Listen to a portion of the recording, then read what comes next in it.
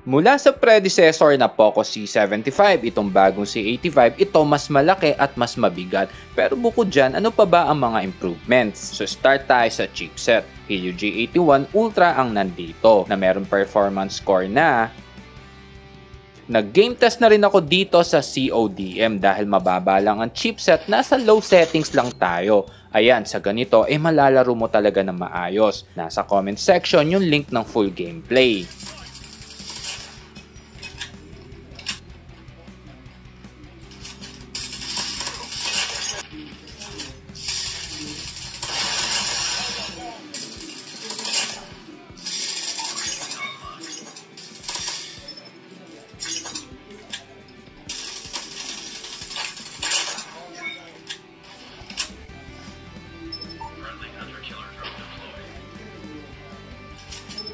So lumalabas, wala namang binago mula sa Poco C75 chipset. Base sa presyo, itong result ng chipset hindi naman ito bare minimum. Nasa taas naman ito ng category nun. Pero kung sa pasulitan ng presyo at chipset, yung nasa Itel RS4 na naka Helio G99 Ultimate, para sa akin yon masulit. Ito para may idea lang tayo at di tayo na-hype dahil bagong release na model. Sa camera, same pa rin na 50 megapixel. Ito yung sample ng picture.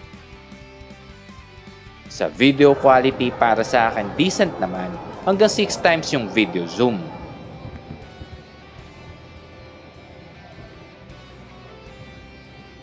Sa stabilization, talo. Sinubukan ko yan sa 1080p at 720, wala talaga maalog. Sa looks, gusto ko yung ginawa nila dito na minimalist. Sa camera modules, mas type ko rin yung ganito, mas simple. Sa back panel, matte finish na meron niyang mala signature ng Poco sa pinakagilid. Pero di ito nakisabay sa mga nausong manipis na frame. Sa bigat, ramdam na medyo mabigat dahil yan syempre sa mataas na 6,000 mAh. Para may idea lang tayo ng bigat, katumbas yan ng 10 pieces na 10 peso coin. Kumpara sa Poco C75, ito meron na ngayon freebie na phone case. Hello guys! Ako si Kuya Gasmo at ito ang aking channel. Today, mag-quick unboxing tayo itong bago release ng Poco. Ito ang C85. Check natin ano yung nasa loob ng box, aesthetic, specs. Tara, unbox na natin.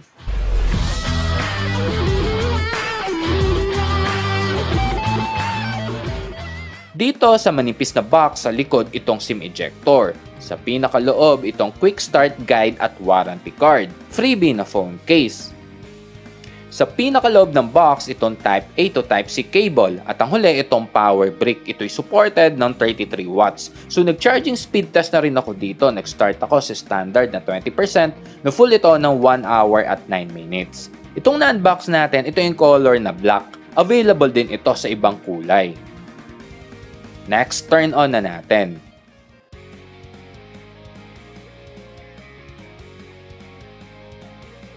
Napansin ko meron niya nakalagay na screen protector. Next, punta na tayo sa specs. Ang screen size nito ay 6.9 inch na HD Plus na IPS display. Pros, hanggang 120Hz ang nandito. Cons, di ito nakisabay na kahit entry level lang ay naka-punch hole. Kaya naman kasi yan ng ibang brand. Yung camera na nasa notch ay 8 megapixel. Ito yung sample ng shot. Sa screen body to ratio, ramdam na nasa category ka ng entry level kasi sa kapal ng bezels, lalo dito sa chin.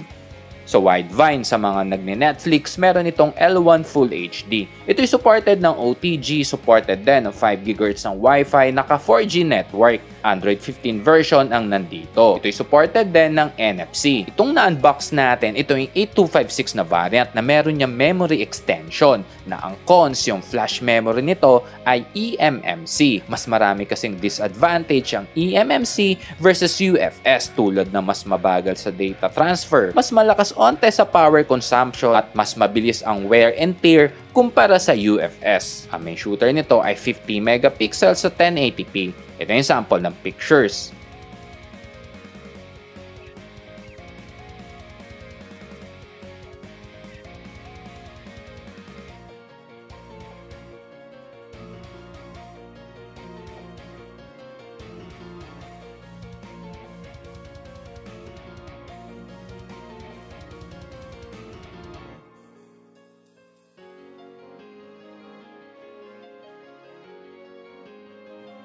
1080 at 720p lang ang video settings na available. Dagdag details ko lang, sa right side, nandito itong volume rocker, sa ilalim nun yung power button / on-off switch, ito rin ang fingerprint scanner. Sa right side ay para sa SIM tray.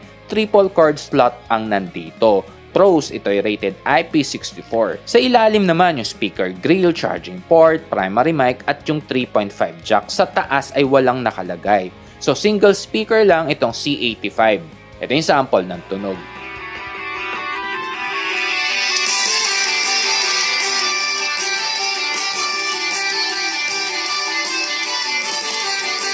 Napansin ko mataas yung treble. Dito na tayo sa last part, itong conclusion. Sa ganitong presyo, ayos lang naman pero di sulit. Kasi nga naka-eMMC lang yung memory and storage. Walang video stabilization. Malaki yung screen kaya mas ramdam sa mata mo na HD Plus lang ang resolution. Mahalata kasi yan sa malaking screen. Pros, maganda yung build quality. Ramdam talagang maganda ang pagkakagawa. Pros din na malaki yung battery at watts. Chipset, okay din naman pang multitasking at onting laro pero hindi ito para sa hardcore gamer. Alternative, ITEL RS4, ITEL P65 at yung bagong Samsung A07. Mataas kasi ang chipset nun. At kung may maisip pa kayo, paki-comment na lang po. Tingin ko pinakaswak sa phone na ito yung mga nasa industry ng delivery services dahil sa laki ng battery at malaki ang screen. Mas okay kasi sa navigation yan at matino naman ang chipset para sa multitasking.